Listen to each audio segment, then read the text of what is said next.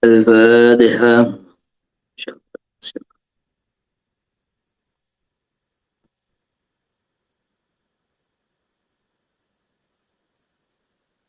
أعوذ بالله من الشيطان الرجيم. بسم الله الرحمن الرحيم. نحمده ونصلي ونسلم على رسوله الكريم. سبحانك لا علم لنا إلا ما علمتنا إنك أنت العليم الحكيم. فصل syarat shaumi al-Islam. Jadi ini bicara mengenai ada syarat wajibnya puasa, ada syarat sahnya puasa.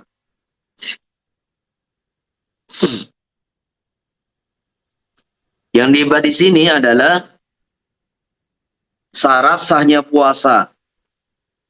Syarat shaumi utawi syarat sahnya puasa, al-Islamu adalah Islam. Orang yang mengerjakan harus beragama Islam, bal'aqlu dan berakal.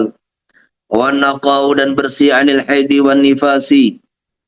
Jami'an nahar, dari haid dan nifas sepanjang hari mulai fajar sampai maghrib. Jadi syarat sahnya puasa Islam berakal, suci dari haid dan nifas mulai fajar sampai maghrib. Kalau bicara mengenai syarat wajibnya puasa ditambah balik, balik dan mampu. Ini bicara wajib. Jadi kalau bicara wajib, di samping 3 perkara tadi, yaitu balik dan mampu. Maka anak kecil itu tidak wajib puasa.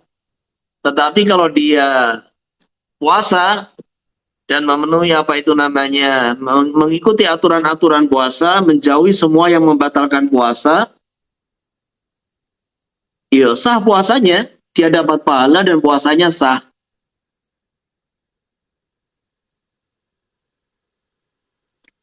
Orang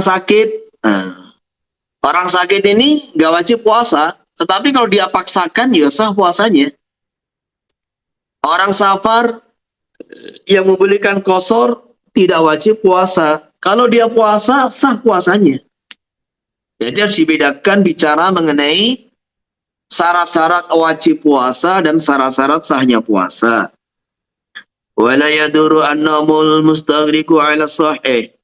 Tidak membatalkan puasa tidur sepanjang hari mulai subuh sampai maghrib.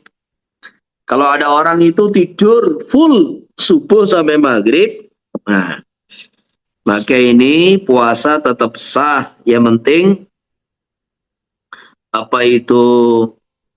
dia berakal begitu.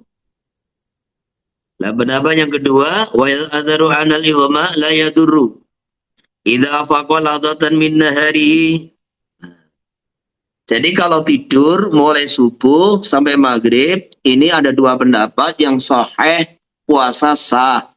Pendapat kedua tidak sah dikiaskan dengan ighma, pingsan gitu. Lah adapun ighma sendiri,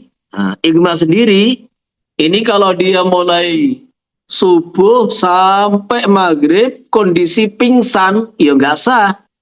Karena orang pingsan itu hilang kesadarannya gitu loh. Beda dengan orang tidur. Orang tidur itu kalau dibangunkan dia bangun. Walaupun di saat tidur itu ya hilang kesadarannya, tetapi kalau dibangunkan langsung bangun. Ini orang tidur. Lah beda dengan orang pingsan. Orang pingsan, orang gila. Nah, ini dia dibangunkan juga tetap nggak sadar gitu loh.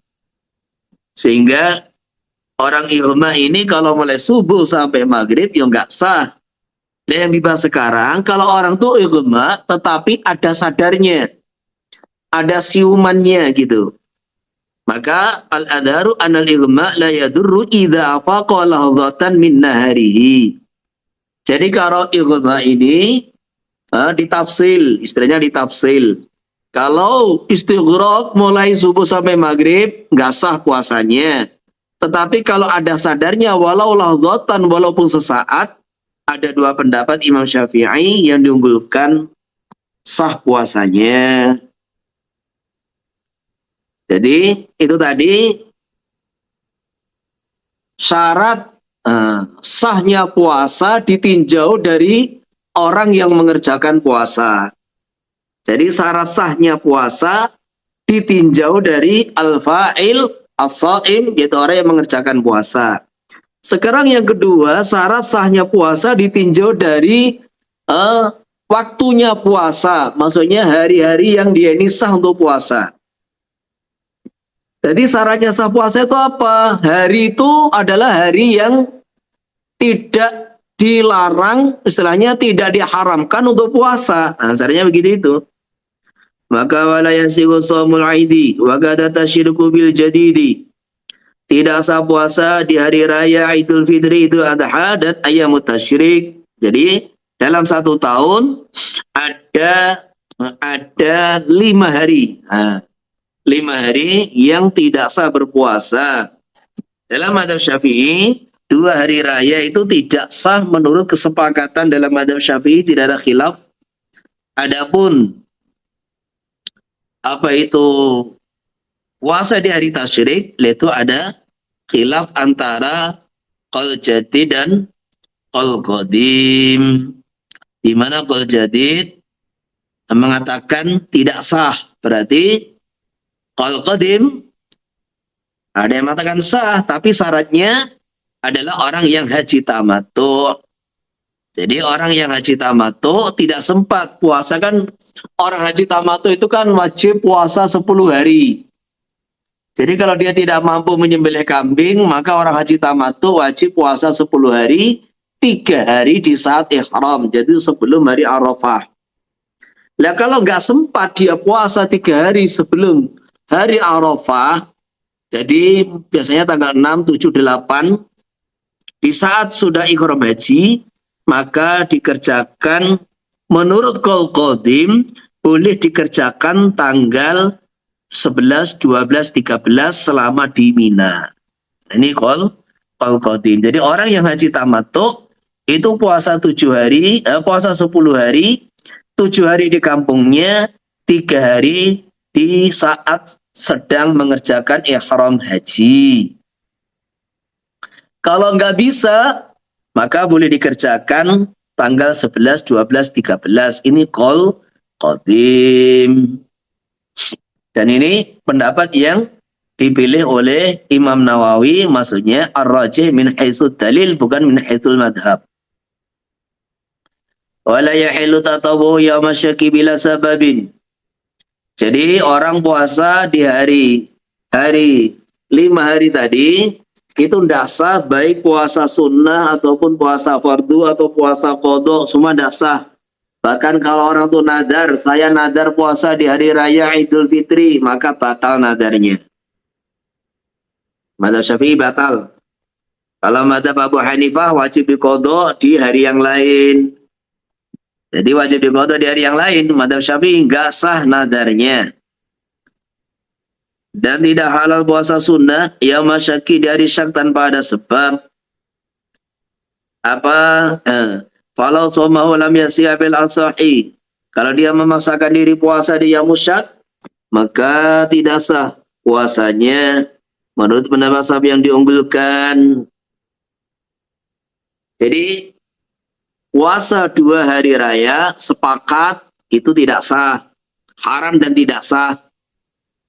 Puasa yang mutasyrik ini qaul jadid tidak sah mutlak. Qaul qadim ada perincian. Puasa yang musyak, maka ini pendapat ashab ada 2 pendapat. Ada yang mengatakan sah, Ada yang mengatakan tidak. Yang pertama tidak sah. Walau somu anil qadha wa nadar. Tetapi boleh bagi seseorang puasa di yaum syak untuk qadha dan nadar.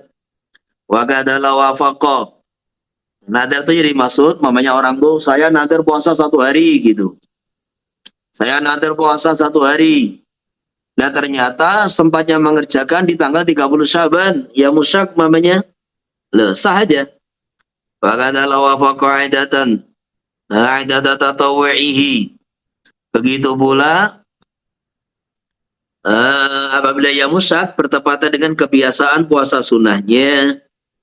Jadi mamanya dia puasa Senin, Kamis, puasa Daud. Nah, bertepatan ya musyak maka juga boleh. Jadi tolong diperhatikan. Jadi yang dimaksud nadar itu adalah orang nadar hari yang tidak ditentukan begitu, puasa 1 hari, 1 pekan, namanya begitu itu. Maka boleh dikerjakan yaitu di hari syak dan juga selepas tanggal 15 yaitu separuh yang terakhir dari bulan Sya'ban. Karena kan nanti akan ditambah bahwasanya di antara puasa yang dilarang selain 6 hari tadi, yaitu adalah ketika masuk tanggal 16 bulan Sya'ban. Maka itu dilarang berpuasa kecuali puasa qadha, kecuali yang kedua puasa nadar, yang ketiga adalah puasa-puasa sunnah yang sudah menjadi kebiasaan dia sejak sebelum pertengahan Sya'ban. Jadi mamanya dia ini walaupun sekali puasa, mulai puasa Daud mulai tanggal 14 Sya'ban mamanya. Atau puasa Senin Kamis, walaupun sekali sebelum pertengahan Sya'ban, maka dia boleh puasa Senin Kamis di separuh kedua bulan Sya'ban. Maksudnya begitu itu. Wawa yang dimaksud yaumu syak adalah yaumu ats-tsalatsin min Sya'ban. Adalah tanggal 30 Sya'ban. Idza tahadatsa nasu bi ru'yatihi, ketika ramai di masyarakat bahwa hilal Ramadan dilihat. Au syahida sibyanun au abidun au fasaqatun, atau bersaksi adanya ru'yah orang-orang yang tidak diterima persaksiannya di pengadilan agama atau di departemen agama, yaitu anak-anak kecil, budak, atau orang fasik. Jadi maksudnya apa? Yang dikatakan yaumus syak adalah hari tanggal 30 Sya'ban, di mana sudah ramai di masyarakat, katanya ini sudah Ramadan. Lah kenapa ramai? Kenapa ramai? Karena ada sebagian orang telah melihat hilal gitu loh. Jadi ramai gitu, jadi istilahnya itu jadi umpiak di masyarakat, bahasanya Jawa itu. Jadi perbincangan di masyarakat karena ada sebagian orang melihat gitu loh. Cuma masalahnya orang yang melihat itu dia persaksiannya tidak diterima di pengadilan atau di tinggal imam menurut khalifah atau menurut kalau di Indonesia Departemen Agama. Kenapa nggak diterima? Karena orang yang la tuqbalu syahadatuhu, anak-anak, budak, orang fasik, wanita, nah gitu. Karena syaratnya orang yang diterima ru'yahnya itu adalah minimal 1 orang muslim, balik, akil, adil. Nah, 1 orang Islam yang balik, akil, dan baik agamanya. Dan kita harus laki-laki ini, harus laki-laki. Nah di sini orang-orang yang melihat hilal entah 1 orang, 2 orang, bahkan 10 orang, itu semuanya orang-orang yang tidak diterima persaksiannya di pengadilan agama atau di departemen agama. Maka akhirnya jadi yaumus syak, rame di masyarakat gitu loh. Terus gimana? Pemerintah tidak boleh memutuskan itu ru'yatul hilal karena persaksian orang-orang yang tidak diterima persaksiannya. yaitu anak-anak, budak, wanita, fasik atau non muslim, ya gitu. Tetapi itu si fasik atau itu budak atau itu ti wanita dan orang yang percaya dengan mereka wajib berpuasa. Jadi begitu. Jadi si roi, orang yang melihat yang tidak diterima persaksiannya tadi, umpamanya dia budak, dia wanita, dia orang fasik, atau orang yang membenarkan persaksian dia, maka mereka ini wajib berpuasa di hari itu. Sedangkan pemerintah tidak boleh mengumumkan secara umum, nggak boleh, karena mereka adalah orang-orang yang tidak diterima persaksiannya. Walaysa tuwagul ghaibi bisyakin. Maksudnya tidak ruyah karena tertutup mendung, langit tertutup mendung, itu bukan ya musyak. Wa yusanu tajilul fitri ala tamrin wa ila famain. Nah, sekarang sudah bicara mengenai kesunahan-kesunahan di dalam puasa. Jadi kesunahan-kesunahan dalam puasa ini ya ada kalanya kaitannya dengan memperbanyak pahala. Kemudian ada kalanya kaitannya dengan apa itu namanya memperbanyak pahala atau melindungi dari dihapusnya pahala. Karena ini perkara-perkara sunnah ini kalau dilanggar sebagian itu akan bisa berakibat fatal, memang tidak membatalkan puasa, tapi bisa menghapus pahala puasa. Sehingga kita sudah capek, sudah haus, sudah lapar, ternyata yang didapat ya haus lapar itu aja kita nggak dapat apa-apa gitu.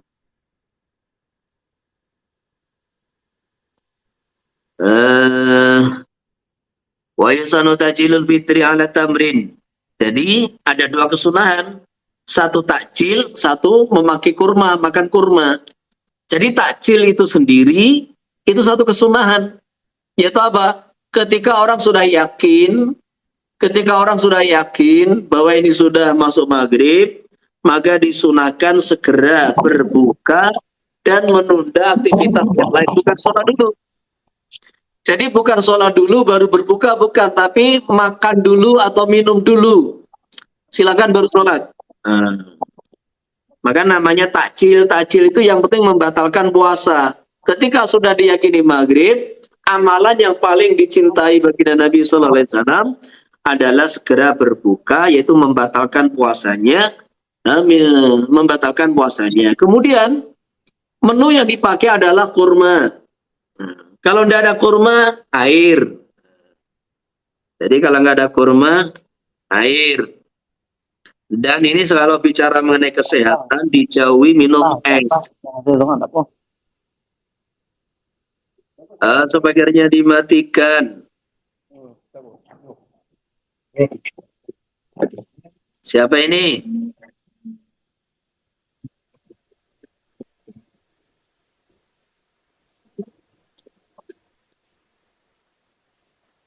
Jadi dalam sebuah hadis, la tazalu ummati bi khairin ma ajalul fitra wa akharus suhura.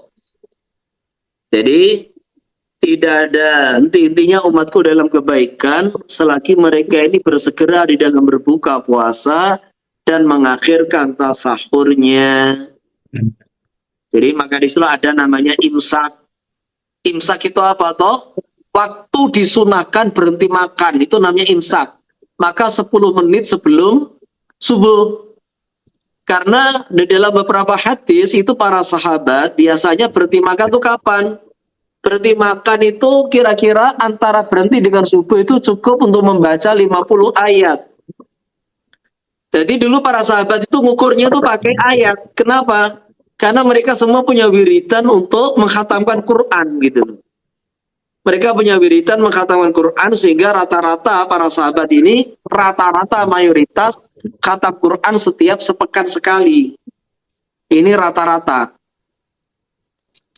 Sehingga mereka ini karena sudah terbiasa baca Quran, maka mereka ini berhenti sahur kira-kira antara berhenti dengan subuh itu adalah membaca 50 ayat. Lah Yasin itu 83 ayat atau 84 ayat itu. Nah, makanya kira-kira itu ya oleh para ulama terus ya kira-kira 10 menit lah itu. Maka disitulah waktu imsak, yaitu jarak 10 menit sebelum subuh itu adalah waktu sunnah. Waktu sunnah untuk orang itu tidak, untuk orang itu berhenti dari makan begitu. Tapi seandainya itu dia masih makan, ya boleh, gitu, boleh.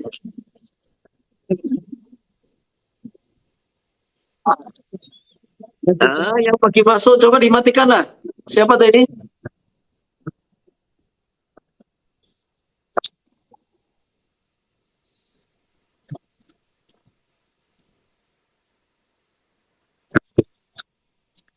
Dimatikan semua speakernya. Oh, Yang baru masuk ini siapa ini?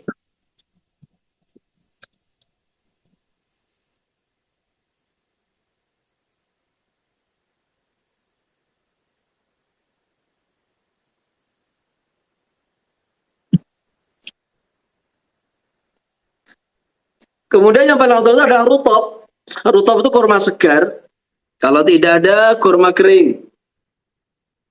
Kurma kering. Kalau tidak ada, air. Udah, ini yang terbaik. Itu tadi kita sarankan jauhi minum es. Karena ini akan tidak sehat untuk pencernaan kita. Wa takhiru suhur. Tadi kalau suhur perbuatan makan sahur. Kalau sahur itu makanannya. Malam yaqabi syakin. Selama tidak jatuh di dalam keraguan. Kemudian di antara anjuran di dalam puasa wal yasul lisanahu 'anil kadhibi wal ghibati. Loh, Pak, menjauhi bohong dan menggunjing itu kan wajib. Kok di dalam bab puasa ini dikatakan sunnah itu maksudnya apa? Maksudnya ada dua ini. Menjauhi kadzib dan ghibah itu wajib min haitsu dzatuhuma. Ditinjau dari segi kadzib dan ghibah itu maksiat, maka menjauhi keduanya itu harus wajib gitu loh, menjauhi itu wajib. Tetapi karena ini kondisi sedang berpuasa, maka di selain hukum wajib, maka ada anjuran penekanan lebih untuk lebih menjauhi. Sehingga maksudnya kalau kita ini menjauhi itu perkara-perkara yang diharamkan, menjauhi perkara-perkara yang diharamkan, ghibah, namimah, bohong, gosip, fitnah, kan gitu kan? Maka kita dapat pahala menjauhi perkara haram dan pahala itu tadi wajibnya meninggalkan perkara haram. Nah, kalau di dalam puasa Ramadan kita meninggalkan itu karena memuliakan ini bulan Ramadan, poso-poso kok gosip, poso-poso kok bohong, puasa-puasa gunjing orang lah. Kita menjauhi karena menghormati Ramadan itu dapat pahala lebih. Jadi yo pahala meninggalkan perkara haram, yo pahala karena memuliakan, menghargai puasa Ramadan. Maksudnya begitu itu. Wa nafsa'ani syahwat, melindungi, menjauhkan dirinya dari kesenangan nafsu. Jadi apa yang disukai nafsu itu dijauhi. Termasuk namanya parfum. Jadi perkara-perkara yang cocok dengan nafsu, melihat istri itu ya nggak dosa sebetulnya. Melihat istri kok dosa. Melihat istri itu nggak dosa. Tetapi di dalam puasa Ramadan, terpesona dengan istri itu bisa mengurangi pahala. Nah gitu loh. Jadi melihat istri itu ya nggak dosa sebetulnya. Tapi dalam kondisi puasa, kita memandang istri dengan syahwat, terpesona dengan istri itu bisa mengurangi pahala puasa. Nah, jadi di situ itu. Maka apa saja yang cocok dengan nafsu itu dihindari. Sampai dalam beberapa kitab melihat pemandangan-pemandangan yang cantik. Oh, melihat apa-apa yang menyenangkan dengan nafsu apa saja, entah suara, entah itu apa pemandangan, entah itu apa saja, itu dihindari. Wa yastahabu ayatasila 'anil janabati qabla al-fajr. Disunahkan mandi janabah sebelum fajar. Maksudnya karena ini sunnah, supaya apa tujuannya? Supaya masuk puasa dalam kondisi sempurna. Seandainya dia junubnya sebelum subuh, sampai masuk subuh belum mandi, ya nggak apa-apa. Karena juga pernah dialami, dikerjakan yang mulia baginda Rasulullah Sallallahu Alaihi Wasallam. Wa yatarizanil hijamati wal kublati, melindungi dari hijamah. Jadi bekam itu makruh. Makruh yang mengurangi pahala puasa. Mencium istri. Wa dhaqi ta'ami wal alki, mencicipi makanan. Jadi alki itu satu perkara yang kayak permen karet gitu loh. Permen karet yang nggak ada rasanya gitu loh. Jadi permen karet yang tidak ada rasanya. Kalau ada rasanya di telan itu rasa manisnya, rasa coklatnya, rasa mintnya, ya batal puasanya. Ini kayak permen karet tapi nggak ada rasanya sama sekali gitu loh. Cuma mengumpulkan ludah gitu toh. Itu juga dijauhi. Jadi mencium istri bagaimana? Mengurangi pahalanya puasa. Nah hukumnya bagaimana toh? Ini khilafiyat, ada yang mengatakan makruh tahrim, ada yang mengatakan makruh tanzih. Mencicipi makanan, ini juga makruh. Salahnya tidak ditelan, kalau ditelan juga batal. Hawa yakula inda fitri, disunahkan berdoa di saat berbuka. Allahumma laka sumtu wa ala rizika aftartu. Jadi ada yang tambahan itu, Allahumma laka sumtu wa bika amantu wa ala rizika aftartu. Dhahamal dhama wa batallatil uruq wa thabatal ajru insyaallah. Jadi ya Allah, hanya untuk Kau aku berpuasa, hanya dengan Kau aku beriman, hanya atas rizkimu aku berbuka. Sekarang telah hilang rasa dahaga dan telah menjadi segar kembali urat-urat badanku. Wa batallatil uruq wa thabatal ajru insyaallah, semoga pahala ditetapkan, maksudnya pahalanya utuh, tidak dihapus oleh perkara-perkara yang bertentangan dengan agama atau perkara yang sia-sia. Wa yuftira sadaqah wa tilawatal Quran bi Ramadan, maksudnya baca Quran itu perkara yang dianjurkan. Sedekah juga dianjurkan, dan khususnya Ramadan lebih dianjurkan, lebih diperbanyak. Wa yatakifala siyama fil ashril awakhir minhu, disunahkan itikaf khususnya 10 hari terakhir dari Ramadan. Jadi ada apa namanya? Amalan di mana bisa dikerjakan full time, full tanpa ada sendatnya. Zikir ada putusnya. Kita banyak pengen zikir pagi sampai maghrib, ternyata ada lalainya. Orang pengen baca Quran pagi sampai maghrib, ada berhentinya. Ada sholatnya berhenti, ada capeknya, kan gitu kan? Lah ada pahala itu full, yaitu apa? Puasa dan iktikaf. Maka ketika siang hari puasa wajib, puasa sunnah itu amalan yang subuh sampai maghrib. Nah, yang kedua itikaf, karena orang itu selama itikaf, entah dia melek, dia tidur, sadar nggak sadar, nah, maksudnya itu dia melek, dia tidur, selama dia masih dalam masjid, maka dihitung itu sebagai iktikaf gitu loh. Maka disinilah ini kalau siang hari yang bisa full itu adalah puasa. Kemudian itikaf ini kenapa kok dikhususkan malam? Karena biasanya orang tuh ketika siang hari adalah aktivitas keluarganya, aktivitas di kantornya, aktivitas di kebun, sawah, di pekerjaannya, di tokonya. Ini siang hari. Makanya kalau orang tuh pengen amalan full di malam hari, nah, adalah dengan iktikaf. Terutama 10 hari Ramadan. Jadi dalam beberapa riwayat baginda Nabi SAW itu banyak sekali riwayat istiqomah. Beliau istiqomah, apa itu namanya, iktikaf 10 hari, 10 malam akhir Ramadan itu full 24 jam. Siang dan malam. Biasanya beliau ini masuknya sebelum malam 21. Dan beliau tidak akan keluar dari masjid kecuali selepas sholat Aid. Jadi beliau keluarnya dari Tafu kapan? Pagi hari, berangkat sholat Aid, maka disitulah beliau selesai itikaf. Kemudian ketika Fatku Mekah, ini adalah kejadian di bulan Ramadan.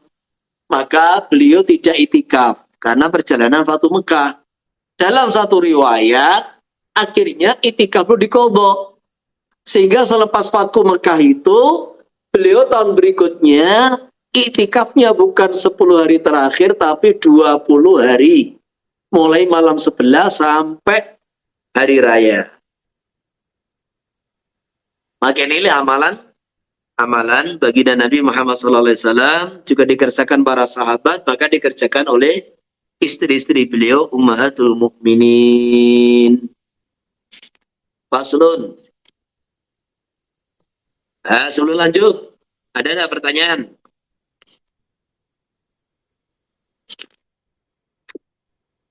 Ada pertanyaan? Assalamualaikum Pak. Waalaikumsalam. Bertanya tentang apa ni ta'jilul fitri tadi. Ya. Kalau semisal dia itu dalam perjalanan dan tidak ada air, tidak ada apa semua, adakah semata-mata aslul fitri, maksudnya dia contohnya dia apa? Korek apa itu? Korek hidung, maksudnya buat perkara-perkara yang membatalkan puasa. Adakah dapat juga ta'jilul fitri? Itu bukan takjil fitri, namanya membatalkan puasa yo. Nggak ada gunanya dia sudah tidak puasa kok. Jadi takjil fitri itu kan insya Allah kalau zaman sekarang ada lah. Yang kamu gambarkan tuh kayaknya itu langka terjadi gitu loh. Iya. Langka terjadi. Jadi ini namanya takjil itu ya makan gitu loh. Takjil itu makan. Minum. Jadi kalau sampai nggak ada air sama sekali, nggak ada makanan sama sekali, ini perkara yang langka betul itu. Jadi maksudnya dalam kitab beritahu aslul fitri, ta'jilul fitri maknanya aslul fitri itu adalah makan, maksudnya itu. Makan atau Iya. minum. Iya. Karena apa? Karena ini bertentangan dengan puasa yang dikerjakan orang-orang ahlul kitab. Di mana sering mereka ini terkadang puasa itu namanya puasa wisol, yaitu pati geni. Jadi puasa yang mereka kerjakan tidak ada berbuka, tidak ada sahurnya. Maka disinilah ada yang mengatakan bahwa puasa yang sekarang kita kerjakan ini khususiyah untuk umat ini. Walaupun di Al-Quran, kama kutiba ala ladzina min qablikum, aslu saum memang juga diwajibkan kepada umat-umat terdahulu. Tapi tata cara seperti yang kita kerjakan ini tidak ada di kalangan umat-umat terdahulu. Banyak mereka ini aturan-aturan puasa itu termasuk ketat gitu loh. Aturannya itu ketat, aturannya itu berat. Nah, kemudian juga tidak ada buka, terkadang tidak ada sahur. Makanya wisol itu dalam bahasa Jawa namanya pati geni. Puasa tanpa berbuka, tanpa sahur, kan gitu kan? Nah, jadi di situ itu. Makanya disitulah supaya beda dengan ahlul kitab, kalau sudah waktunya berbuka segera makan. Jadi tinggalkan aktivitas yang lain. Jangan terus kita malah ayo sholat, nanti makannya biar banyak. Bukan begitu, batalkan dulu gitu loh. Makan dulu walaupun seteguk air gitu. Tapi sebetulnya itu apa ya? Ada sebagian pendapat mengatakan ini takjil ini ya kalau ndak ada lah ya. Makan ndak ada, minum ndak ada, nggak ada sama sekali. Makanya nggak apa-apa lah berbuka ini dengan mengumpuli istrinya. Nah, jadi yang nggak tahu walau alam kuat apa tidak, ini makanan ndak ada, malah suruh ngumpuli istrinya. Ada tenaga atau ndak tahu ini. Jadi ada sebagian sahabat ini ketika adzan malah ngumpuli istri, nah, ada sebagian begitu.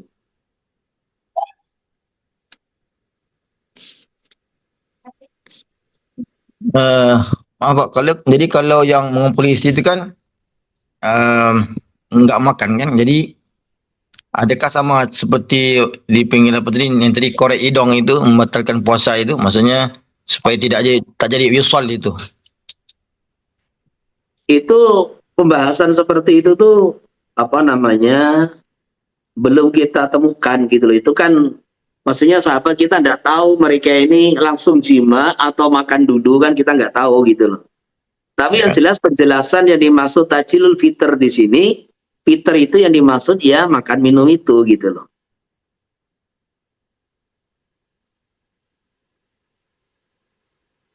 Jadi itu lebih didahulukan daripada kegiatan-kegiatan yang lain gitu loh.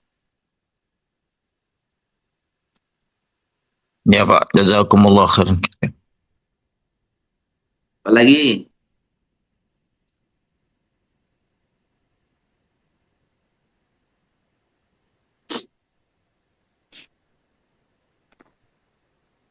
lanjut. Fasrul fi suruti wujubi shaumi Ramadan. Syarat-syarat wajibnya puasa Ramadan. Syarat wujubi shaumi Ramadan. Syarat wajib puasa Ramadan iku al-aqlu wal bulughu wa itaqatuhu. Jadi ini ada Islam. Di Islam ini nggak disebutkan tapi ada sebetulnya di syarahnya tuh ada. Jadi harus Islam, berakal, balik, mampu. Lah mampu ini ada mampu secara hissi, ada mampu secara syar'i. Mampu hissi itu yang fisiknya mampu. Lah mampu syar'i itu maksudnya bukan dalam kondisi haid dan nifas. Wa yumaru bisabiyu li sab'in idza ataqa. Maka anak kecil ketika sudah umur 7 tahun diperintahkan puasa. Jadi yang dikhitopi siapa? Walinya. Yang wajib untuk memerintahkan dan melatih walinya. Si anak itu sendiri nggak ada khitab wajib, nggak ada gitu loh. Jadi si anak itu nggak ada khitab wajib. Yang diwajibkan untuk melatih adalah walinya. Idza atau ketika sudah mampu. Wa yubahu tarkulil maridi. Kemudian boleh meninggalkan puasa bagi orang sakit. Idza wajada bi dararan syadidan. Ketika menemukan dengan sebab puasa bahaya yang sangat. Jadi fisik tiap orang itu beda-beda. Dan tingkatan sakit juga beda-beda. Maka yang dimaksud sakit yang membolehkan orang tidak berpuasa itu apa? Dobitnya itu bagaimana? Di sini digambarkan, ada idza wajada bihi dararan syadidan, yaitu ma yubihu tayamum. Jadi ma yubihu tayamum itu suatu dobit yang sering dipakai oleh para fuqaha. Sakit yang minimal itu kerugiannya itu adalah tingkatan sakitnya itu membolehkan seseorang untuk tayamum. Ada ma fi sarhain wa rawdah. Maksudnya ini ma yubihu tayamum ini penjelasan dalam kitab Sarhul Kabir, Sarhul Shaghir, dan Rawdah. Adapun di dalam kitab Muharrar alladhi yas'abu alaihi aw yanaluhu bi dararun syadid. Jadi yang penting itu orang itu kalau dipaksakan puasa bisa menimbulkan doror atau mengalami yas'abu alaih. Jadi mengalami sulit gitu loh. Orang yang sulit berat untuk berpuasa, maka ini boleh untuk meninggalkan puasa. Walil musafiri safaran tawilan mubahan. Juga boleh meninggalkan puasa bagi orang yang safar yang jauh, yakni sudah 81 km dan itu safarnya mubah. Walau asbaha saiman famarido aftara. Kalau orang pagi-pagi berpuasa, kemudian di siang hari, tengah hari sakit, maka dia boleh membatalkan puasanya. Lawain safaro, malah maksudnya apa? Dia pagi hari berpuasa, kemudian jam 9, jam 10 berangkat safar yang tawil, tidak boleh membatalkan puasanya. Jadi yang dimaksud lil musafiri safaron tawilan mubahan ini maksudnya apa? Orang yang di saat adzan subuh sudah di dalam perjalanan, gitu loh. Jadi orang yang di saat adzan subuh sudah dalam kondisi di perjalanan, itulah orang yang dibolehkan hari itu tidak berpuasa. Adapun orang yang pagi hari berpuasa di kampungnya, jam 6 pagi, 8 pagi, 10 pagi, 12 baru berangkat safar tawil, ini tidak boleh karena ada kaidah idza istama'al halal idza istama' janibul hadar wa janibus safar ghulliba janibul hadar. Jadi ketika kumpul dalam diri seseorang, yo sisi safar ada, sisi hadar ada, maka sisi hadar itu yang dimenangkan dan diunggulkan sehingga dia dianggap orang yang hadar tidak boleh membatalkan puasanya. Sekarang poin ketiga. Jadi ini ada tiga gambarannya. Yang pertama orang yang di saat subuh sampai maghrib safar. Boleh tidak puasa. Walaupun puasa tetap lebih afdal gitu. Yang kedua, orang yang pagi hari fil hadar, tengah hari, pagi hari baru, orang subuh fil hadar, kemudian pagi hari, siang hari baru safar. Nah yang ketiga, orang yang safar kondisi puasa, siang hari sampai di kampungnya, sampai di rumahnya. Lawas bakal musafiru wal maridu shaimaini. Kalau pagi-pagi hari maksudnya masuk waktu subuh. Orang yang sedang safar atau sedang sakit kondisi berpuasa, summa arada fitro. Kemudian dia ini ingin membatalkan puasanya, jaza maka boleh. Walau aqama wa sufiya harumal fitru ala sahih, tetapi kalau orang musafir sudah iqamah sampai di kampungnya atau sampai di tempat tujuan yang dia niat iqamah lebih daripada 3 hari kan gitu kan, maka harumal fitru, haram bagi dia untuk membatalkan puasanya. Begitu pula orang yang paginya sakit kemudian dia memaksakan puasa, siang hari sembuh, juga haram untuk membatalkan puasanya.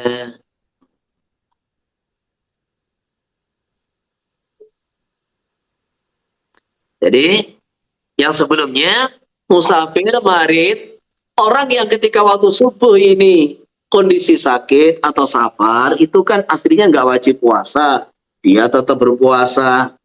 Nah kemudian nanti di siang hari kok ingin dibatalkan, boleh gitu loh, boleh. Terus yang berikutnya, orang yang ketika subuh musafir berpuasa, lah siang hari sampai di kampungnya atau sampai di tujuan dan niat iqamah lebih dari 3 hari. Nah ini tidak boleh membatalkan puasanya. Sebagaimana orang sakit di siang hari sembuh, maka selepas sembuh tidak boleh membatalkan puasanya. Wa idza aftaral musafir wal maridu qadaya. Ketika musafir dan orang sakit ini tidak berpuasa, maka dia wajib mengqadha, keduanya wajib qadha. Wa kadal haidu, begitu pula orang haid, wal muftiru bila udrin, dan orang yang tidak puasa tanpa ada udzur.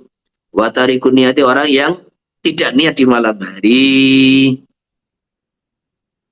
Jadi wakada itu ada isyarat bahwa masalah ini ada khilafiyat, perbedaan pendapat. Tapi di sini kok ijma'an gitu loh. Jadi orang nifas ini wajib qadha bil ijma'.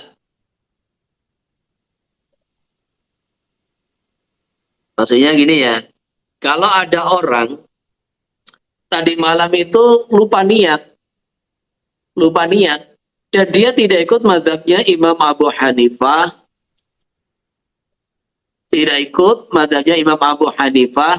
yang membolehkan niat di pagi hari, dia tetap berpegang dengan mazhab Syafi'i. Maka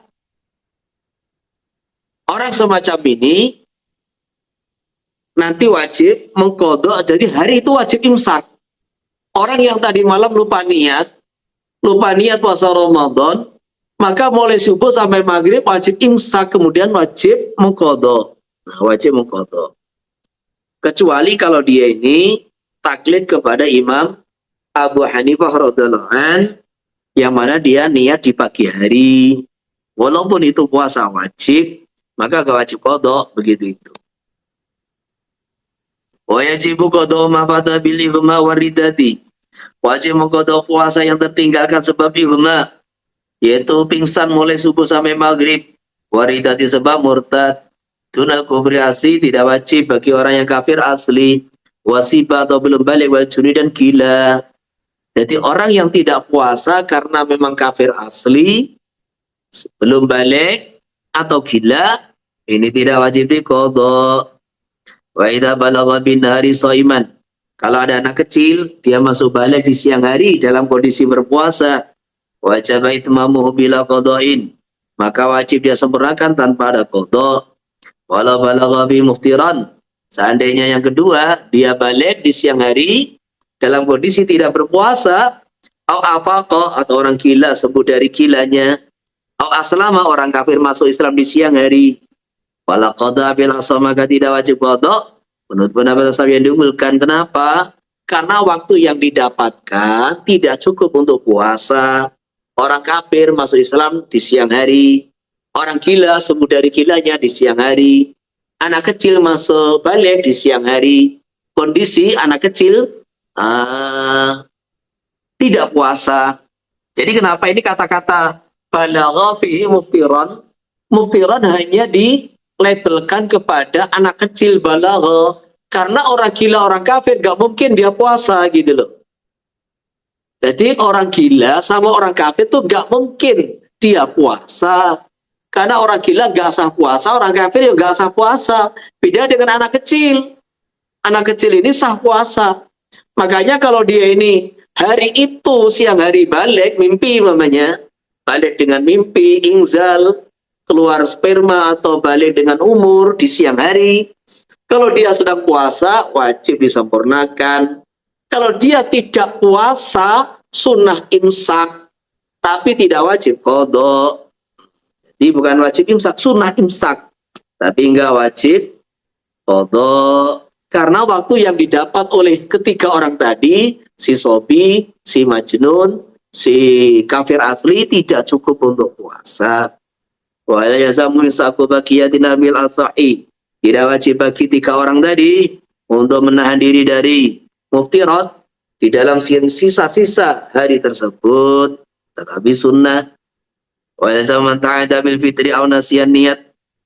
Wajib apa imsak? Nah, imsak diwajibkan pada orang yang sengaja membatalkan puasanya. Jadi ta'adda bil fitri itu yang dimaksud orang membatalkan puasa tanpa ada udzur syar'i. Gimana? Ya sudah, pokoknya dia batalkan, bukan karena sakit, bukan karena safar, bukan karena kelaparan, bukan karena hamil murdi, bukan. Itu loh, bukan karena tua, nggak mampu, bukan. Seger-meger mampu, sengaja dibatalkan. Lah kenapa? Waduh, Pak, saya ini teman baru ini, Syaban kemarin baru nikah ini, Ramadan nggak bisa nahan. Akhirnya apa? Saya minum. Supaya nggak dapat kafarat, minum dulu baru ngumpuli istrinya. Nah gitu mamanya. Jadi siang hari istrinya baru suci dari haid, dia nggak kuat menahan, nunggu maghrib itu nggak kuat gitu loh. Sudah berhari-hari, 10 hari istrinya haid, dia sudah ngempet itu. Lah pas mampetnya dari haid itu sucinya di siang hari, suruh nunggu maghrib nggak kuat. Ini daripada saya bayar kafarat, udah minum dulu, minum dulu baru jima. Loh, ya tetap dia dosa membatalkan puasa, juga dosa di siang hari jima, walaupun nggak ada kafarat tetap dia dosa. Nah orang semacam ini tetap wajib imsak sampai maghrib, walaupun sudah jima, walaupun sudah makan, sudah minum, tetap wajib imsak sampai maghrib. Karena apa? Karena dia ini membatalkan puasanya tanpa ada udzur syar'i. Kemudian orang yang lupa niat tadi tarikun niat juga wajib imsak sama maghrib. La musafiron au maridon zala udruhuma badal fitri. Maksudnya apa? Ada orang sakit, parah demam, akhirnya terus dibatalkan puasanya jam 10 pagi. Dibatalkan. Cuma dibatalkan, minum obat, makan, minum obat. Maka jam 12 siang, jam 1 siang sudah sembuh sakitnya. Jadi jam 10 pagi menggigil. Akhirnya makan, minum, terus konsumsi obat, lah jam 12, jam 2 sembuh. Nah, orang semacam ini aslinya memang musafir atau sakit. Ya tadi, subuh safar. Terus dia ada masakoh, dibatalkan di tengah jalan. Jam 3 sore sampai rumah. Lah, orang semacam ini tidak wajib imsak. Tidak wajib, tetapi sunnah. Jadi orang yang hilang udzur syar'inya, hilang safarnya, selesai safarnya, atau dia sembuh selepas dia membatalkan puasanya. Walau zala qabla yakula. Kalau hilang apa udzur syar'i, safar atau marad, sebelum dia makan. Walam yanwiya lailan, dan malamnya juga belum niat.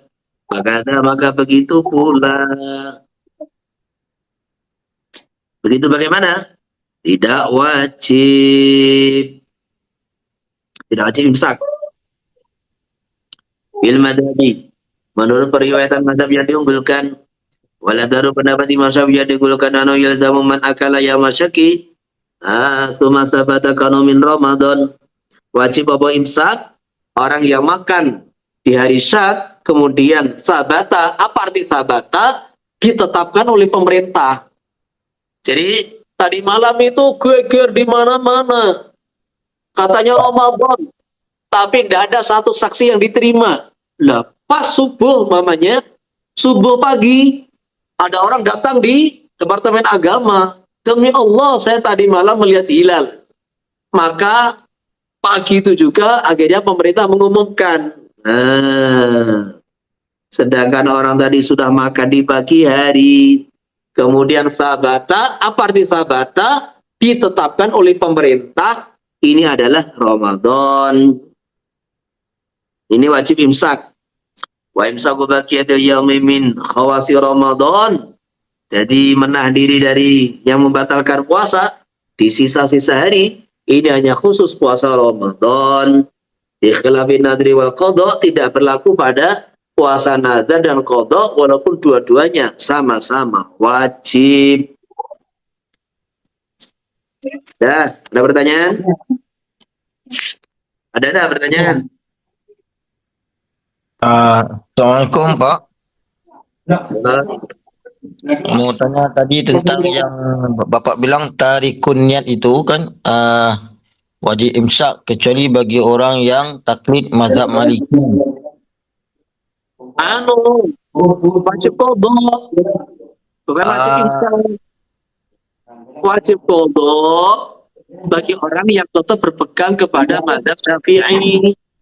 Kalau dia ini masalah wajib imsak, tidak ada kaitan dengan mazhab Hanafi. Yang kaitan dengan mazhab Hanafi itu masalah wajib qadha, bukan wajib imsak. Jadi kalau dia ini pagi hari baru niat Ramadan, puasa Ramadan, sebelum zawal, jam 6, jam 10, jam 11, dia baru niat puasa Ramadan dengan taklid mazhab Hanafi, maka tidak wajib qadha karena puasanya sah, gitu loh. Iya, ya. Lagi. Assalamualaikum, Kiai. Salam. Ya. Perihal tarikun niyah, Kiai. Kan Ya. umumnya kita niat itu dilintaskan di hati berupa pelapalan hati. Nawaitu shauma Ramadan. Nah, satu malam itu benar-benar nggak melintaskan nawaitu shauma Ramadan. Kemudian subuh sahur. Apakah makan sahur itu bisa menempati makomnya niat, Kiai? Kalau sekedar makan enggak. Karena makan tuh bukan niat. Makan itu ya makan. Niat itu dalam hati. Harus mantep. Makanya di dalam Fathul Mu'in itu kalau orang tuh sahur, nah dalam hati itu ada kemantapan saya makan sahur tuh untuk karena puasa besok Ramadan. Ya sah kan gitu kan. Jadi saya sahur ini supaya kuat besok puasa Ramadan. Tadi ada kemantapan hati begitu ya sah gitu. Ada niat. Yaitu besok mau puasa Ramadan. Begitu. Tetapi kalau nggak ada sama sekali terlintas dalam hatinya, kostum itu nggak ada sama sekali dalam hatinya, ya nggak sah. Tapi ya itulah, ini kan kita nggak boleh memberatkan umat gitu loh. Jadi ini orang-orang yang bermadzhab Syafi'i ini kalau lupa tapi itu niat, yaitu tadi kalau ingin tetap berpegang dengan madzhab Syafi'i, ya sudah nanti dikodok yauman akhar. Kalau mau yang muda, sudah pagi itu ikut madzhab Hanafi selesai udah. Jazakallah Kiai. Lagi. Maka ini supaya malam itu gak lupa, gampang aja. Setiap selesai maghrib itu kita niat. Biasanya orang tuh kalau rajin taraweh mesti niat itu, karena niat itu dibaca setiap selesai taraweh. Jadi orang-orang yang lupa niat itu biasanya tadi gak ikut taraweh kemana kan gitu kan. Biasanya begitu itu. Kalau dia rajin taraweh mesti niat itu. Jadi orang gak niat itu biasanya gak taraweh. Atau tarawehnya di Saudi sana kan gak ada niat itu, bid'ah itu masalahnya kan gitu. Oke, apa lagi? Izin Ustaz. Ya. Kalau kita khawatir niat itu terjadi pada diri kita, kan sebagaimana sering diarahkan kita taklid kepada Imam Malik gitu kan. Apakah apa syarat-syaratnya Ustaz untuk kita bisa memakai niat seluruh bulan Ramadan dengan taklid kepada Imam Malik itu Ustaz? Terima kasih Ustaz. Jadi dalam madzhab Syafi'i itu sampai disunahkan kan gitu kan. Disunahkan bagi orang bermadzhab Syafi'i di malam 1 Ramadan niat puasa 1 bulan penuh kan gitu kan. Ya. Itu disunahkan. Disunahkan niat 1 bulan penuh. Sehingga itu faedahnya apa? Nanti kalau lupa niat, akhirnya sudah taklid Imam Malik kan gitu kan. Dan di situ tidak ada persyaratan tambahan tuh nggak ada gitu loh. Jadi ketika di kitab-kitab fikih itu nggak ada persyaratan tambahan, sudah gak usah dibahas, ngapain kan gitu kan. Anda dipermudah malah cari perkara sulit gitu loh. Cuma itu metode madzhab Maliki itu juga kan di malam pertama niat 1 bulan penuh. Sebetulnya itu sudah diselesaikan dengan taklid madzhab Hanafi gitu loh. Jadi kalau 1 malam kita ini lupa, sudah pagi ini tinggal niat itu aja. Cuma terkadang orang kan juga malam lupa, pagi juga lupa kan gitulah masalahnya itu. Maka ini metode taklid kepada Imam Malik ini lebih simpel sebetulnya. Yaitu malam 1 Ramadan, niat puasa 1 bulan penuh. Udah simpel sekali toh, wes. Dan itu sampai tingkatan di kitab Fathul Mu'in itu kan disunahkan gitu loh. Disunahkan. Maka ya sudah diikuti gitu aja, nggak usah terlalu menyulitkan diri. Siap, Ustaz. Apalagi? Assalamualaikum Kiai. Salam. Ini untuk wanita yang hamil, yang menyusui, yang lewat 1 tahun, jadi belum qadha ke Ramadan berikutnya. Ini kewajibannya apa saja, Kiai? Itu mau dibaca, sudah kamu tanyakan. Belum dibaca itu loh, baru mau dibaca. Oh ya.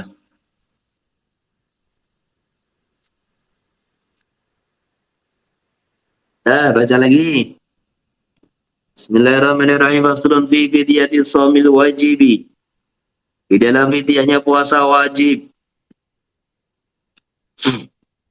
Man barang siapa fatau syai'un min Ramadan, terlewatkan padanya 1 hari dari Ramadan, famata kemudian dia meninggal dunia qabla imkanil qadha, sebelum sempat qada, fala tadaruka lahu wala isma, maka tidak wajib diqadai, tidak wajib qada, tidak wajib fidyah, juga tidak ada dosa. Perhatikan ini dua poin. Orang yang meninggal dunia kemudian punya utang puasa Ramadan.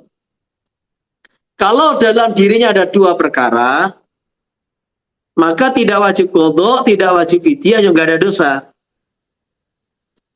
Yang pertama apa? Yang pertama, dia tidak puasa karena udzur syar'i. Jadi ini dia tidak puasa karena udzur syar'i, entah sakit, safar, hamil, menyusui. Yang kedua, sejak tanggal 2 Syawal selepas Ramadan sampai meninggal, memang belum ada kesempatan untuk qada. Umpamanya dia safar sampai meninggal di perjalanan. Dia sakit sampai meninggal, kondisi sakit belum sempat mengqada, belum ada kemampuan. Ada wanita ketika Ramadan hamil, gak mampu puasa. Pertengahan Syawal masih hamil. Dzulqa'dah hamil, selepas hamil menyusui. Fisiknya gak mampu. Dipaksakan juga nggak mampu, diusahakan juga nggak mampu. Nah, orang begini nih tahu-tahu terus meninggal dunia. Jadi sama satu, dia tidak puasa karena udzur syar'i. Yang kedua, belum ada waktu kemampuan untuk qada, belum ada kesempatan untuk qada. Orang begini tidak wajib qada, tidak wajib fidyah, juga dosa. Tapi kalau salah satu tidak dipenuhi, wajib di qada atau fidyah. Makanya wa in mata ba'da tamakkun, kalau dia meninggal dunia selepas ada waktu qada tapi dia tidak qada, sebetulnya dia sudah sehat, ada waktu untuk qada, tidak segera diqada. Dia sudah pulang dari safarnya, ada waktu qada, tidak segera diqada. Maka lam yasumanu wali bil jadid. Qajaddin menyatakan walinya, keluarganya tidak boleh menggantikan puasanya, nggak boleh mengqada. Fa yukhriju min tarikatihi likulli yaumin muddat ta'amin. Dia membayar dari harta peninggalannya, harta pusakanya setiap hari 1 mud makanan yang cukup untuk zakat fitrah, maksudnya jenis makanan yang makanan pokok. Wa kadzan nadru wal kafaratu. Begitu pula dia punya puasa nadar yang belum ditunaikan, puasa kafarah yang belum ditunaikan, maka wajib 1 hari digantikan 1 mud beras. Kalau di sini 1 mud beras diberikan kepada fakir miskin. Jadi kalau 2 bulan 60 hari ya 60 kali 1 mud, 6 on setengah lah gitu. Qultu al-qadimu huna adharu. Maksudnya apa? Selepas diteliti, hadis yang diragukan oleh Imam Syafi'i mengenai keluarga boleh menggantikan puasanya mayit, itu selepas diteliti oleh ashab ternyata hadisnya sahih. Sehingga di sinilah qaul qadim lebih ditarjih oleh ashab. Yaitu apa? Keluarga boleh milih antara it'am atau mengqadha puasanya. Wal wali yang dimaksud waliyuhu di sini kullu qaribin, semua kerabat mayit alal mukhtar. Walau sama ajnabiyyun bi idznil wali sahha. Kalau ada orang lain maksudnya bukan keluarganya, puasa mengqadha puasanya mayit dengan izin wali, maka sah. La mustaqilan bil asahi, tidak boleh berdiri sendiri. Jadi istiqlal itu maksudnya dia mengerjakan qada untuk mayit tanpa ada restu dari keluarganya. Walau mata wali salatun aw itikafun. Kalau ada orang meninggal dunia sedangkan dia punya utang salat atau itikaf, lam yuf'al anhu wala fidyata. Jadi tidak boleh diqadha. lam yuf'al itu tidak boleh diqadha. Tidak ada syariat qadha dan tidak boleh diqadha. La yajuz. La yajuz wa la yujzi. La yuf'al anhu ini la yajuz wa la yujzi. Jadi tidak boleh dan tidak sah gitu loh. Bahkan ini qadhiyat mengatakan ijma ini perkara ini. Loh. Nah terus gimana, Pak? Ini orang di kala hidupnya tuh punya utang sholat 2 bulan nggak sholat, 1 bulan nggak sholat, 1 tahun nggak sholat. Maka bagaimana kita menjawabnya? Solusinya bagaimana? Kalau memang dia nggak sholat itu kondisi pikun, kondisi nggak sadar, ya memang dia nggak wajib sholat kan gitu kan? Orang pikun, orang sudah nggak punya akal kan nggak wajib sholat. Yang kedua, kalau dia sebetulnya itu mampu sholat tapi nggak mau, nah sebetulnya mampu tapi nggak sholat gimana ini? Lah, jadi dalam satu hadis, barang siapa meninggal dunia, disolatkan oleh 100 orang yang semuanya orang ahlu tauhid, orang beriman. Satu riwayat yang lain disolatkan oleh 40 orang. Dan setiap orang itu mendoakan syafaat, memberikan syafaat kepada mayit, yaitu Allah maghfirlahu warhamhu wa'afihi wa'fu anhu. Maka semuanya syafaatnya akan diterima oleh Allah Subhanahu wa taala. Jadi tidak ada orang meninggal dunia kemudian disolatkan oleh 100 orang dari ahlul iman. Satu riwayat 40 orang ahlul iman semuanya berdoa untuk mayit kecuali semua syafaatnya pasti akan diterima oleh Allah Ta'ala. Jadi sholat ini hakullah gitu loh. Sholat ini hakullah. Sholat ini hakullah. Nah, kalau Allah berkehendak ya Allah ampuni selesai. Maka ini dimohonkan pengampunan oleh orang-orang yang mensolatkan mayit. Allah ampuni selesai kan gitu kan. Maka inilah yusalla lam yuf'al anhu, orang yang meninggal punya utang sholat atau itikaf ini lam yuf'al anhu wala fidyah. Jadi tidak boleh disolatkan dan tidak sah dan tidak ada fidyah. Tetapi wafil itikafi qaulun, di dalam itikaf ini satu pendapat mengatakan boleh dibayar, diqadha oleh si kerabat-kerabat mayit. Nah, dan ketika membahas ini, itu di Fathul Mu'in, dinukil pendapat yang panjang sekali. Nah, di Tasyil juga sudah saya uraikan, di mana ada satu pendapat dalam mazhab Syafi'i bahwa boleh keluarga mayit mengqadha'i sholatnya mayit. Yang jelas ini pendapat mukhalif bertentangan dengan pendapat yang muktamad di dalam mazhab Syafi'i. Jelas itu aja. Jadi pendapat yang menyatakan sholatnya mayit boleh diqadha atau diganti setiap sholat fidyah 6,5 on beras, itu adalah pendapat yang mukhalif dengan yang al-muktamad dan yang muftadihi di dalam mazhab Syafi'i. Jadi kalau kita ini berpegang dengan madhab, ya sudah, nggak usah disolati, nggak usah dibayar fidyah, nah terus dicarikan orang yang mensolati sebanyak-banyaknya. Kemudian wala daru wujubul muti ala man aftara li kibarin. Nah ini mulai membahas fidyah. Pendapat Imam Syafi'i yang diunggulkan wajib 1 mud untuk orang yang tidak berpuasa karena tua. Jadi orang yang sudah tua, fisiknya nggak mampu puasa, maka ini kewajiban dia apa? Kewajiban dia bukan puasa.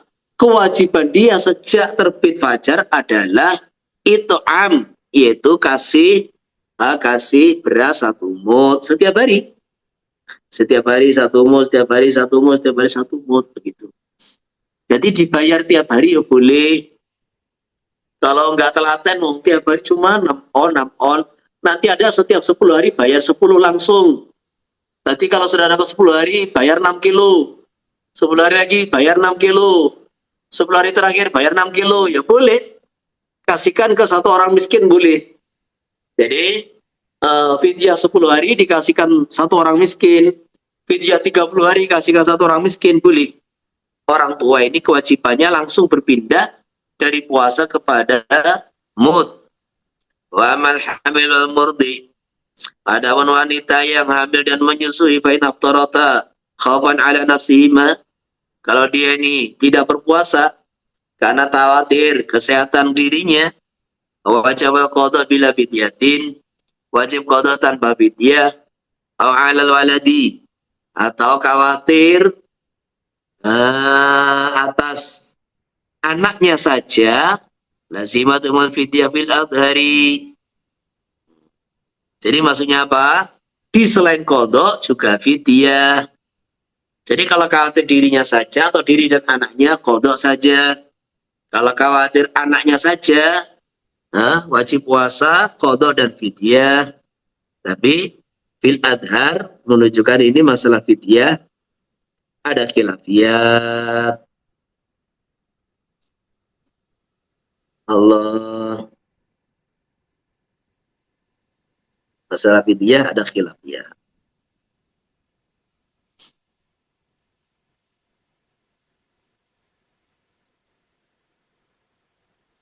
Pendapat yang kedua, tetap tidak ada fidyah sebagaimana musafir dan marid. Wala sana yulhaqu bil murdi'i man aftara liqadi musyrifin ala halak.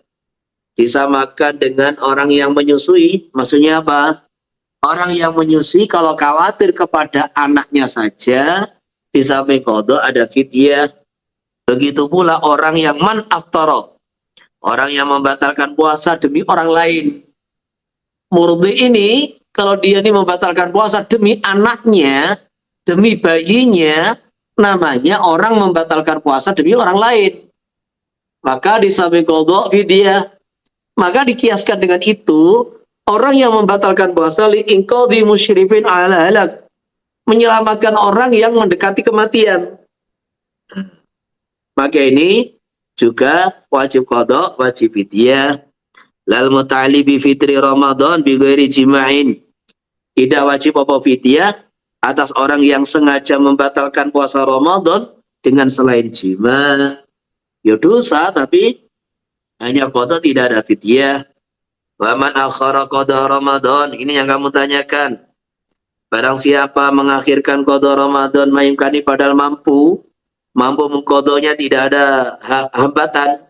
Hatta dakhala Ramadanun akharu, sehingga masuk Ramadan yang lain, lazima mal qada likulli yaumin mudun, maka wajib bagi dia selain qada setiap satu hari satu mud. Jadi orang yang menunda qada sehingga datang Ramadan berikutnya tanpa ada udzur, sedangkan dia mampu untuk qada tapi ditunda, tidak diqada sampai datang Ramadan berikutnya, maka nanti ketika qada wajib disertai fidyah satu mud. Nah, apakah berulang, Pak? Kalau nundanya 2 Ramadan 2 mud, 3 Ramadan 3 mud, itu khilafiyah. Wala satakarruruhu bitakarruri sinin. Nah ini. Jadi asal ada 2 pendapat. Pendapat yang asal ya berulang-ulang. Jadi kalau ini dia Ramadannya ditunda sampai 30 tahun, ya 30 tahun atau 10 tahun, 10 tahun. Maka setiap satu hari ya 10 mud. Tapi ini terlalu berat. Terlalu berat. Sehingga ini mengambil pendapat yang kedua juga tidak ada masalah. Tadi la yatakarrar bitakarruri sinin. Wa naula akharal qada maikani. Kalau dia ini menunda qada padahal bisa mampu, ada kesempatan qada, famata kemudian meninggal dunia, ukhrija min tarikati likulli yaumin muttani. Maka dikeluarkan dari harta peninggalannya untuk setiap hari 2 mud. Mutun lil fawati wa mutun litakhiri. 1 mud sebagai ganti qada, puasa yang tertinggal, dan 1 mud karena menunda qada. Wa masriful fidyatil fuqara wal masakin, dan tempat penyaluran fidyah hanya fakir miskin.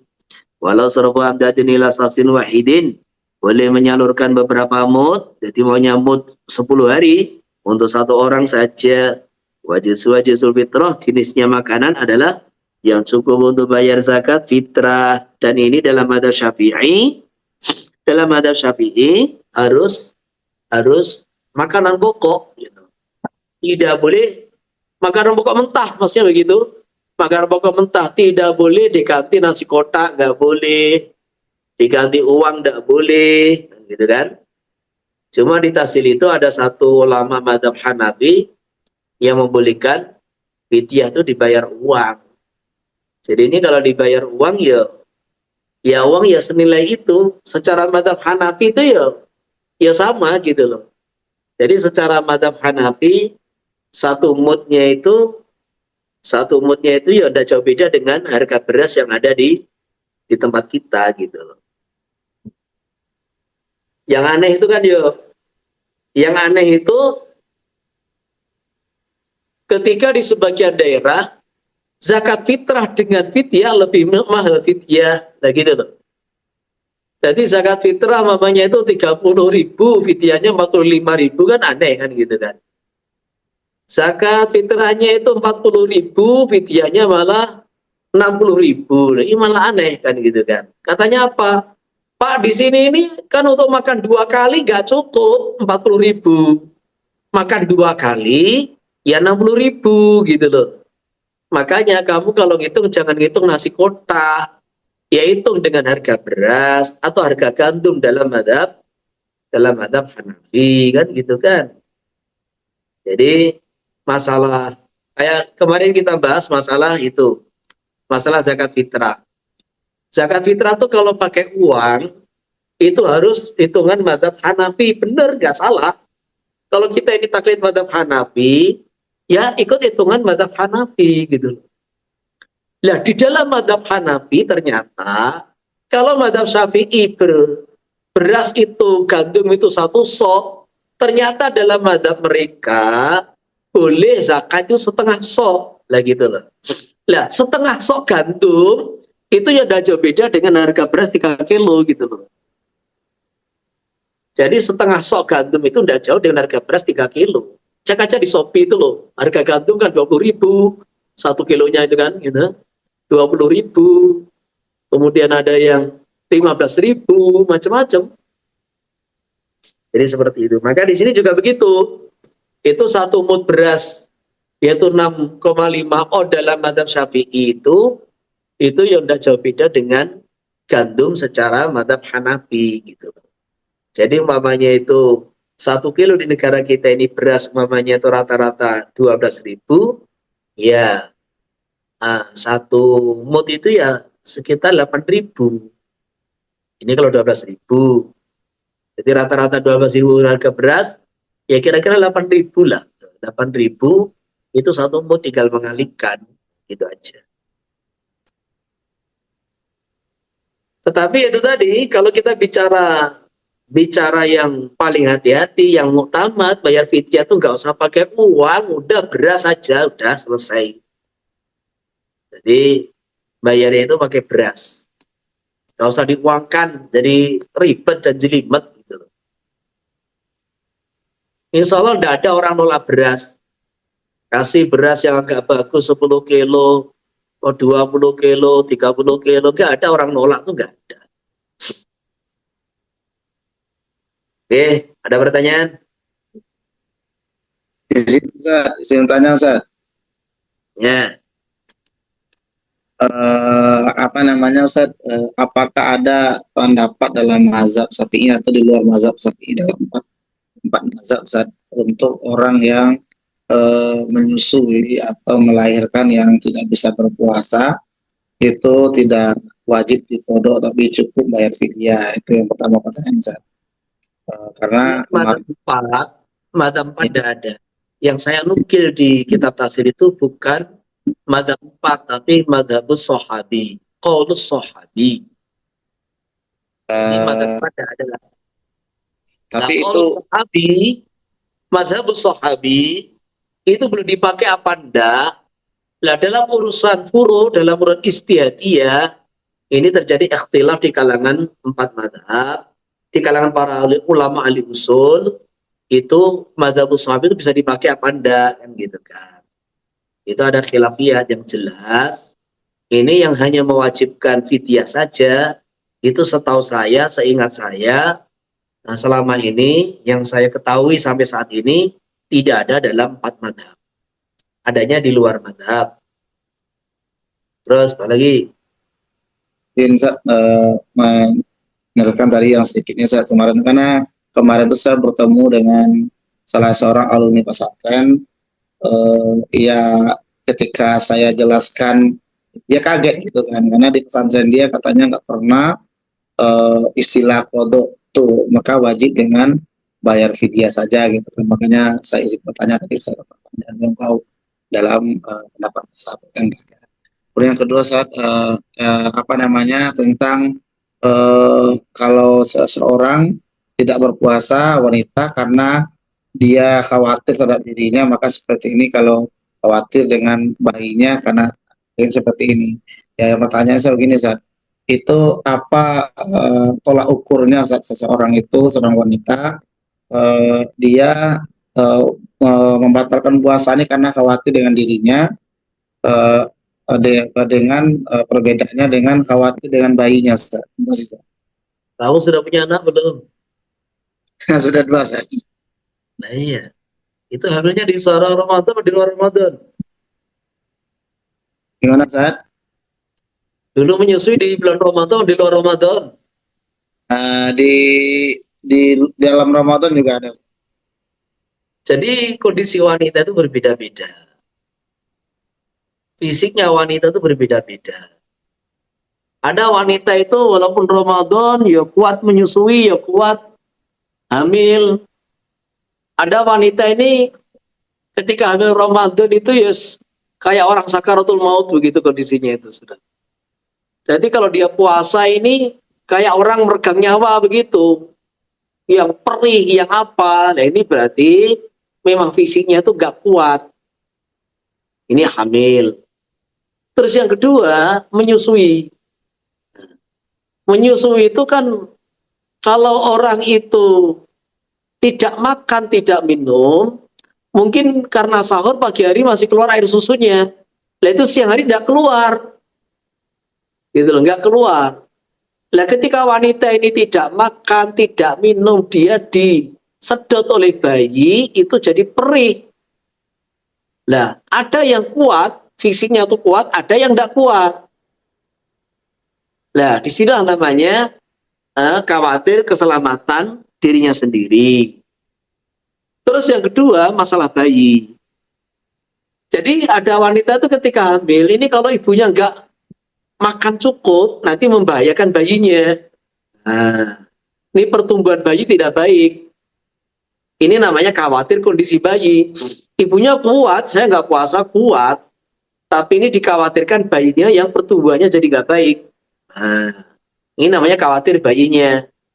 Menyusui juga begitu. Wanita ini kalau dia ini tidak makan, tidak minum, itu dikecet bayi itu susu tuh keluar, tapi bening. Jadi bening itu tidak ada nutrisinya, jadi nggak ada rasa-rasa manis apa tuh nggak ada. Dan biasanya bayinya rewel terus gitu loh. Karena ternyata yang disusu itu cuma cairan atau air, nah, tidak ada putihnya, tidak ada apanya, karena ibunya belum makan, belum minum gitu loh. Nah ini kalau ibunya nggak makan minum, bayi ini apa namanya tidak menyusu, ini juga akan terganggu itu pertumbuhannya atau terganggu kesehatannya. Ini namanya khawatir kepada bayi. Nah, cuma sekarang kan banyak alternatif. Nah, jadi banyak alternatif itu apa? Dengan susu-susu formula kan gitu kan. Jadi istilahnya gini, ketika malam, ya ibunya itu banyak makan lah. Ketika malam itu harus banyak makan, banyak minum secukupnya. Nanti pagi silakan disusui. Nah, mulai jam 10, jam berapa ini dipindah, dilatih, dia nyusunya pakai nyusu formula gitu loh. Jadi karena bayi ini kalau disusui, sedangkan susu itu tidak ada nutrisinya, tidak ada apa itu namanya, ya nutrisi lah, cuma cairan, itu si anak juga rewel itu nanti, maka dikasih formula. Nah itu kewajiban laki-laki, karena dia ini yang tanggung jawab, dia punya anak, tanggung jawab gitu loh. Makanya harus ada kerjasama antara suami dengan istrinya. Supaya istrinya ini tetap kuat puasa, di antara solusinya, ketika selama Ramadan, itu dikasih susu formula, di antaranya begitu. Yang penting cari susu formula yang bagus, gitu loh. Apalagi? Istilah yang pertama tadi Ustaz, kan kata Ustaz kalau tapi yang ikhdil. Maksudnya kalau ada orang mengamalkan itu kan memang kita larang tuh gimana? Gak jelas. Izin Ustaz, yang tadi Ustaz yang seseorang yang dia ketika hamil atau ketika menyusui dia tidak berpuasa, dia tidak mengkodok, tapi dia mutlak bayar fidyah saja. Sebenarnya kita fatwakan, kamu wajib qadha dan fidyah. Udah. Tapi Nanti kalau dia mau dengar ustaz yang lain ya biar sudah yang kita fatwakan qadha dan fidyah. Udah. siap.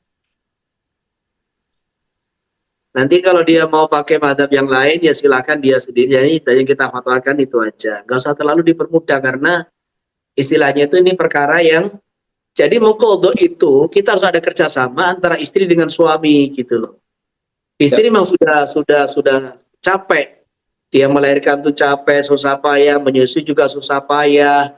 Nah ini suami harus pengertian. Bagaimana istrinya bisa mengqadha ini puasa 1 bulan diantaranya. Dia support lah, ditemani puasa dengan cara puasa Senin Kemis, kan gitu kan. Jadi kalau kita ini puasa Senin Kemis, umpamanya Senin sajalah. Akhirnya 1 bulan sudah dapat 4 gitu loh. Nah kalau 1 bulan dapat 4, kita temani, kita support. Makanannya semuanya. Akhirnya kan 10 bulan udah selesai ya. Berapa? 4 kali 30 kan? 8 bulan udah selesai lah, 8 bulan. Jadi 8 bulan selesai. Udah, apalagi? Cukup ya? Jam 10.